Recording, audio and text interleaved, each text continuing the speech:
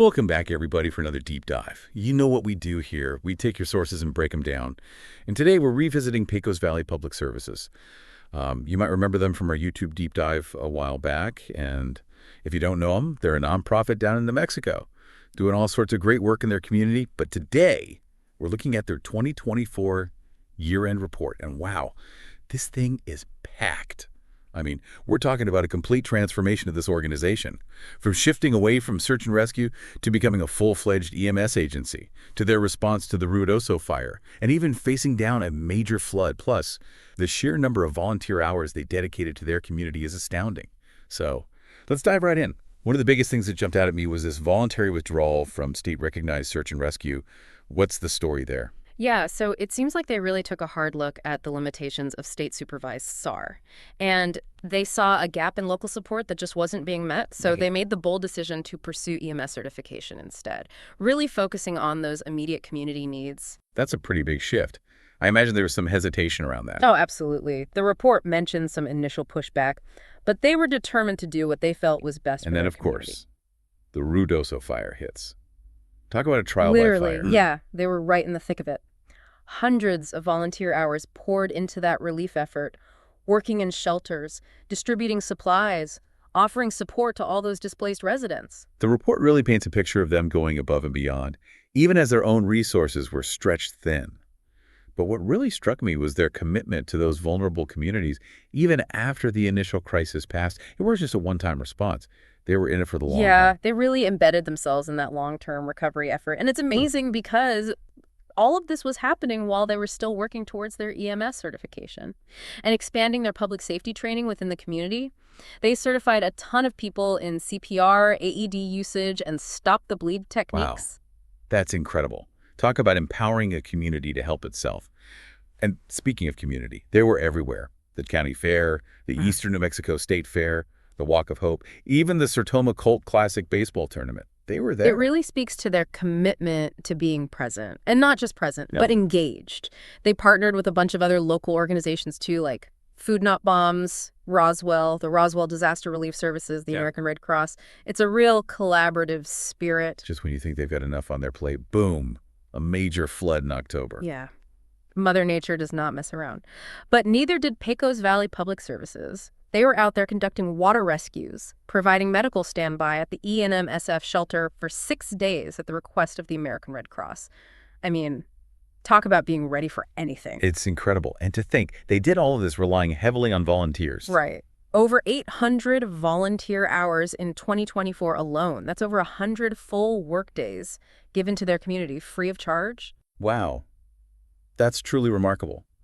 But it's not just the people they provide. Right. They also supply all the tools, vehicles, and equipment needed for this kind of crisis response. Oh, yeah. They're the full package. And it's all about supporting those volunteers so they can do what they do best. So what we're seeing here is more than just disaster response. It's about being a constant presence, a safety net for their community. Absolutely. It's about showing up for people when they need it most, whether it is a major disaster, a community event, or just someone who needs a helping hand.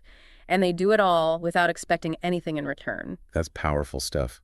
But I'm curious, what drives this level of commitment? Well, the report actually gives us some insight into their motivations. They talk a lot about their dedication to service, their belief in community, and their commitment to meeting needs without expecting anything in return. So it sounds like they've really tapped into a collective sense of purpose, a culture where people genuinely want to contribute. But I can't imagine it's easy maintaining that momentum, especially in the face of constant challenges. Oh, you're absolutely right. The report does acknowledge the difficulties of securing funding and navigating all the complex regulations of the EMS field. It's a constant battle to sustain and grow their services, especially when they're relying so heavily on volunteers and donations. It makes their achievements all the more impressive. Think about it. Transitioning to EMS, responding to 2 major disasters, providing ongoing support to vulnerable populations, and still maintaining a presence at all these community events. That's a lot to juggle, even for a well-funded organization. And they're not just reacting to situations either. They're actively working to build a more resilient community. like with their focus on public safety training. By empowering individuals with life-saving skills, they're creating this ripple effect of preparedness. It's a smart strategy, almost like building a safety net, one person at a time. But it's also about more than just practical skills, right? There's an emotional component to their work as well. Yeah. Exactly. Think about their presence at events like the Walk of Hope. It's not just about providing medical support, it's about showing solidarity with those facing some really difficult challenges. That kind of emotional support can be incredibly impactful. It's about fostering a sense of community, knowing that you're not alone, and that's something they seem to excel at. For sure. And their commitment to collaboration is another key factor in their success. They understand they can achieve more by working together with other organizations. Right, like their partnerships with groups like Food Not Bombs and the Roswell Disaster Relief Services. Yeah. It allows them to leverage resources and expertise, Yeah. extending their reach and impact.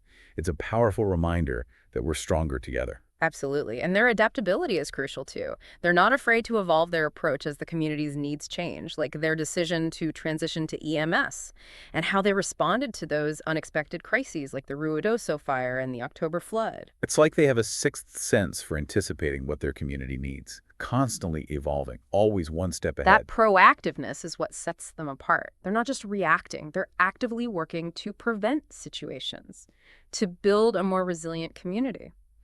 So, what does all of this mean for us? What can we learn from Pecos Valley Public Services and apply to our own lives and communities?